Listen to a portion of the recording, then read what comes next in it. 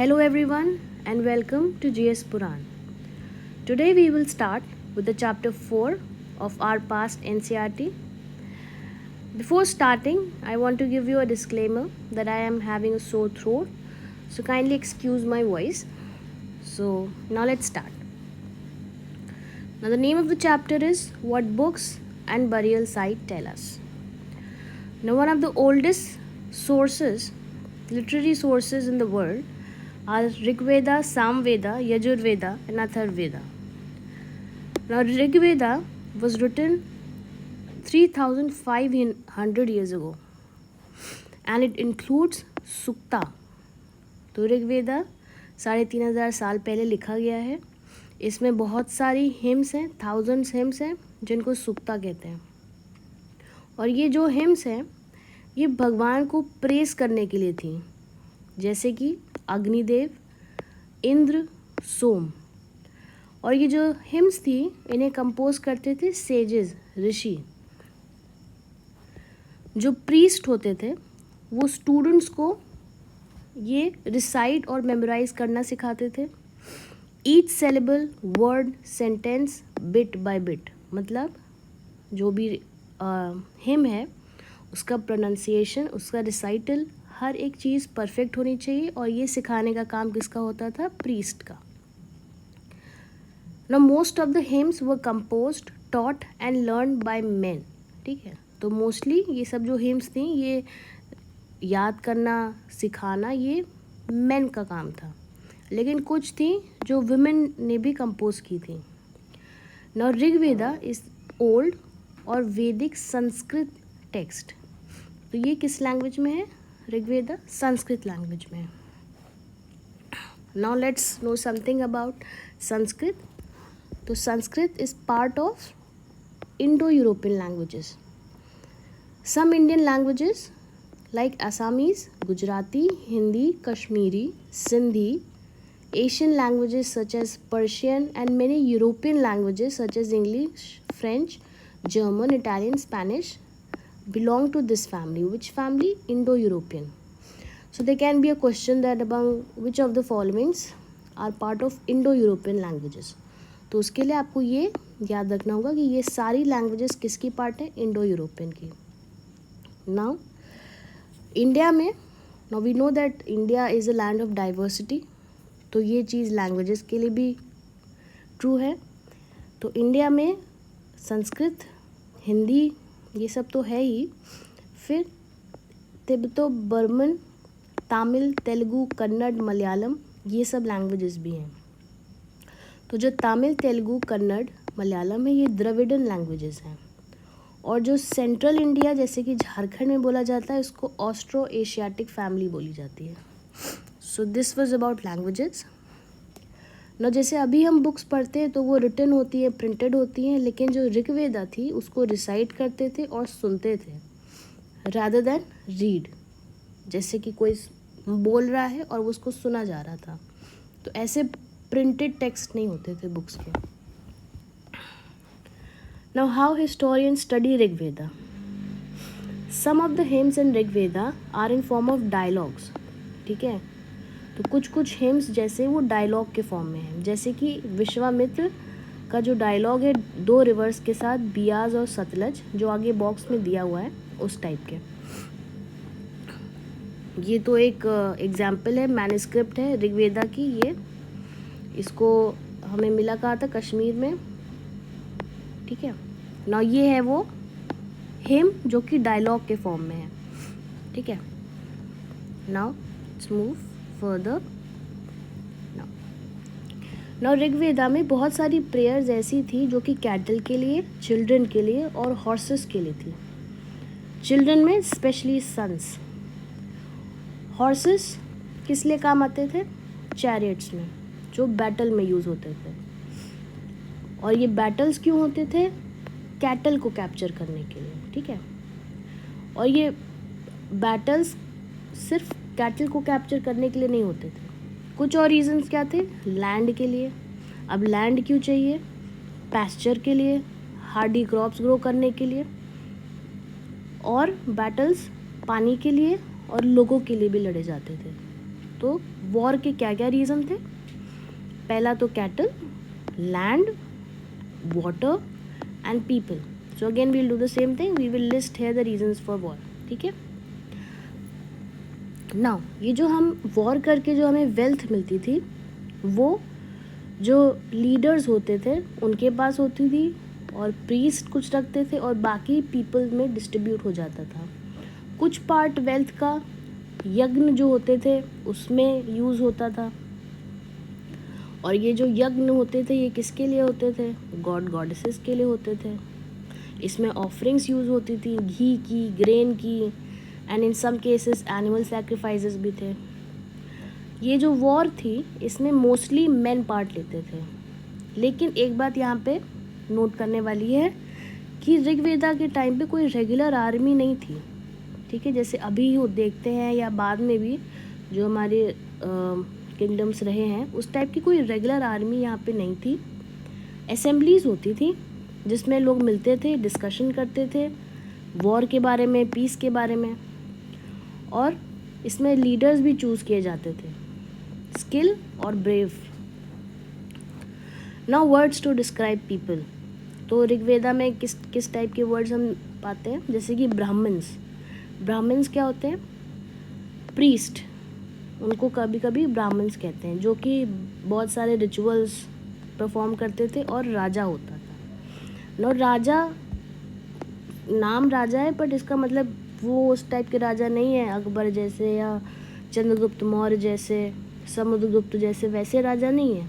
इनके पास कोई capital city नहीं है, पैलेस नहीं है, ये कोई टैक्स नहीं कलेक्ट करते, और कोई हेरिडिटरी राइट्स भी नहीं है. That son did not automatically become और succeed father as raja. So this is something which is worth noting.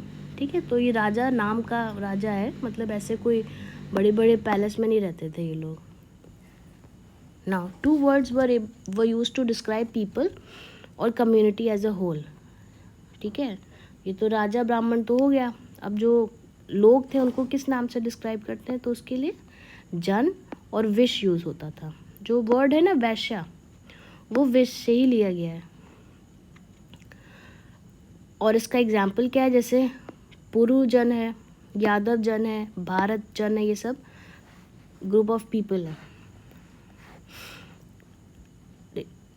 People who compose the hymns describe themselves as Aryas. जो लोग हिम को कंपोज करते थे वो अपने आप को आर्यास कहते थे, और इनके जो ओपोनेंट्स होते थे वो दासास होते थे. बाद में क्या हुआ कि जो टर्म दासा है और फीमेल दासी, वो स्लेव्स उसका मीनिंग होने लगा. और स्लेव्स क्या होते थे? विमेन और मेन जो कि वॉर में कैप्चर कर लिए जाते थे, उन्हीं को स्लेव्स बना लेते थे और उनको प्रॉपर्टी की तरह ट्रीट करते थे. ओनर उनसे कुछ भी करवा सकता था. While the Rig Veda was being composed in northwest, there were other developments elsewhere. तो अभी तक तो हमने ऋग्वेदा की बात की जो कि नॉर्थ वेस्ट में लिखी गई थी, कंपोज हुई थी, बट इंडिया में और भी जगह पे अलग अलग टाइप की डेवलपमेंट्स थी जिसे हम आगे चैप्टर में पढ़ेंगे. The silent Sentinelese, the silent sentinel, sorry, the story of megaliths. Now हम मेगालिथ्स के बारे में पढ़ेंगे. मेगालिथ्स क्या होते हैं? स्टोन बोल्डर्स होते हैं जिनको बड़े बड़े स्टोन कहते हैं. इसको हम लोग केयरफुली अरेंज करते हैं और ये बरियल साइट के लिए यूज़ होता है. ये प्रैक्टिस कितनी साल पुरानी है? 3000 साल पुरानी है. और ये कहाँ मिलती है हमें? ये इंडिया है, तो ये डेक्कन एरिया और ये south India and even Kashmir, यहाँ पे भी ये प्रैक्टिस हमें देखने को मिलती है. जैसे कि ये एक एग्जाम्पल है इसका. ठीक है, नाउ एक इम्पॉर्टेंट टर्म यहाँ हमें मिल जाता है जिसको कहते हैं सिस्ट. सिस्ट क्या होता है? It is a type of megalith. इसमें क्या होता है? पोर्ट होल्स होते हैं जिसको यूज़ करते हैं एंट्रेंस की तरह. तो यहाँ पे आप लिख लेंगे cist and what does that mean, because कभी कभी क्वेश्चन में पूछ लेते हैं ना कि cist relates to which of the following. ठीक है, so try to memorize this. Some important megalith sites. While some megaliths can be seen on the surface, some were often underground. तो megaliths सरफेस पे भी थे और underground भी थे. Sometimes archaeologists find a circle of stone boulders or a single large stone standing on the ground. तो हो सकता है कि ऐसे हो, सिर्फ ये ग्राउंड है, यहाँ पे ये मेगालिथ है, या फिर ये ऐसे सर्कुलर टाइप का जैसे इसमें दे रखा है वैसे हो सकता है. ये जो स्टोन्स होते हैं ये बस ये इंडिकेट करते हैं कि इसके नीचे बरियल साइट है. ठीक है. ना इनमें कुछ कॉमन फीचर्स होते थे. जो डेड होता था he was buried with distinct pots, black or red ware, tools, weapons of iron, skeleton of horses, horse equipments, ornaments of stone and gold. तो इन सब के साथ बरी किया जाता था. ये जनरली देखा गया है. Now finding about the social differences. Archaeologists think that object found with skeleton probably belong to the dead person. मतलब उन्हें जहाँ बरियल में जो स्केलेटन के साथ जो जो चीज़ें मिली वो उस पर्सन को ही बिलोंग करती थी. Sometimes more objects are found in one grave than in other. कुछ ग्रेव में जैसे एक आदमी है इसमें है, यहाँ पे फेक चीज़ है, और दूसरा आदमी है उसके तो यहाँ पे गोल्ड भी है, वेपन्स भी हैं एंड कैटल्स भी हैं. सबके बोन्स मिले हैं, यहाँ पे एविडेंसेस मिले हैं. तो इससे हमें क्या पता चल सकता है? इन दोनों के बीच में स्टेटस डिफरेंस हो सकता है. ये कोई नॉर्मल इंसान हो और ये कोई किंग टाइप का हो. किंग एज एन राजा, या जो ज़्यादा रिच था, जिसका स्टेटस ज़्यादा हाई था. तो ब्रह्मगिरी एक जगह है जो हमने चैप्टर 1 पढ़ा था, उसमें जो मैप है उसमें आप देखेंगे तो यहाँ पे one skeleton was buried with 33 gold beads, 2 stone beads, 4 copper bangles, 1 conch shell. तो इसके साथ बहुत सारी चीज़ें मिली हैं इस बरियल साइट पे. Other skeleton have only a few pots. तो इससे हमें क्या पता चलता है? Difference in the status among the people who were buried. कुछ रिच थे, कुछ पुअर थे, कुछ चीफ्स थे, कुछ उनके फॉलोअर्स थे. Was some burial spot meant for certain families? Now sometimes megalith contains more than one skeleton. तो इससे हम ये इंडिकेट करते हैं कि शायद सब एक ही फैमिली के होंगे, एक ही प्लेस पे बरी किया गया है, बट सेम टाइम पे नहीं किया गया है. जो बाद में आए उनको जो ये पॉट होल्स थे, पॉट होल्स क्या थे? अभी हमने पढ़ा है ना, गेटवेज थे ये. तो इनके द्वारा इनमें इनकी एंट्री होती थी और यहाँ पे इनको बरी किया जाता था. ये गेटवेज होते हैं. Now a special burial site at Inamgaon. Now इमाम गाँव भी आप उस मैप में देखेंगे तो आपकी विजुअल मेमोरी ज़्यादा अच्छी होगी, तो आप याद उसको रिलेट कर पाएंगे. तो चैप्टर 1 में जाके इसकी लोकेशन आप देखेंगे. तो ये साइट है ऑन द रिवर गोड, जो कि किसकी ट्रिब्यूटरी है? भीमा की. ये ऑक्यूपाई कब की गई थी? 36,000 और 2,700 ईयर्स अगो के बीच में. यहाँ पे अडल्ट्स जो होते थे, अब यहाँ पे एक पर्टिकुलर ओरिएंटेशन होता है. जो अडल्ट्स थे वो generally buried in the ground और उनको स्ट्रेट ही रखा जाता था और उनका हेड नॉर्थ में होता था. And sometimes burial were with in houses. कभी कभी यहाँ पे घर के अंदर भी हमें बरियल्स देखने को मिले हैं.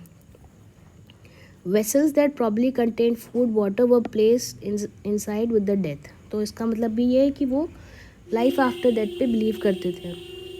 One man was found buried in large 4-legged clay jar in the courtyard of 5-room house, one of the largest house at that site in center of the settlement. This house also had a granary. The body was placed in a cross-legged position. तो मतलब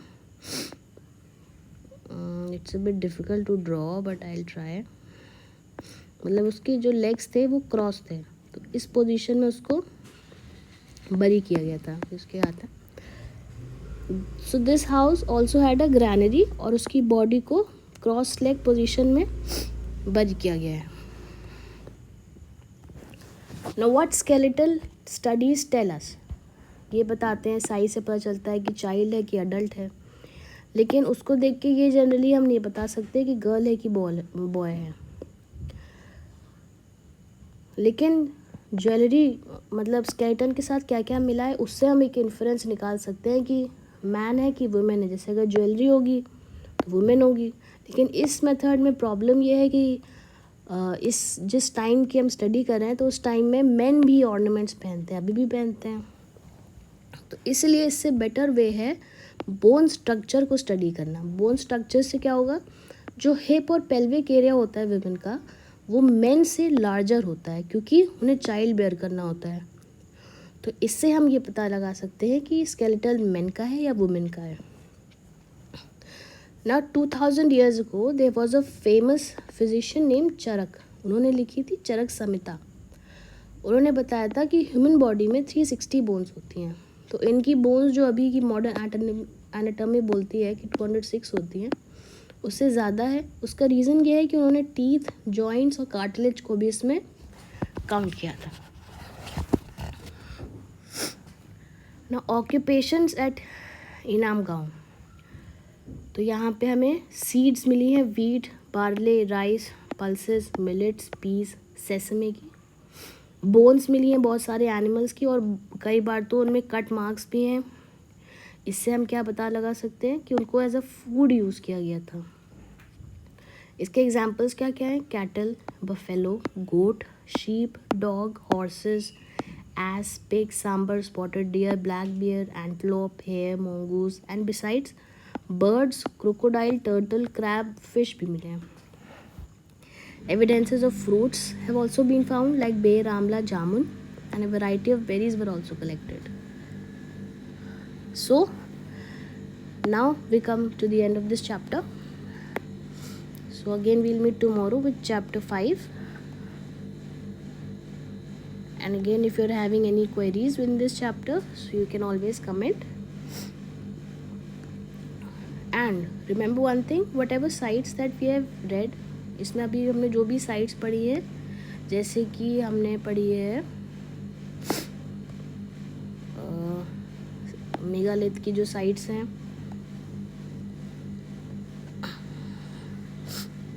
इमाम गांव पढ़ी है, ब्रह्मगिरी पढ़ी है, और भी पढ़ी हैं, इनाम गांव पढ़ी है। ये सब आप मैप में एक बार जाके देख लीजिएगा और try to make your own map, जिसको आप बार बार रिवाइज कर सकते हो। ठीक है।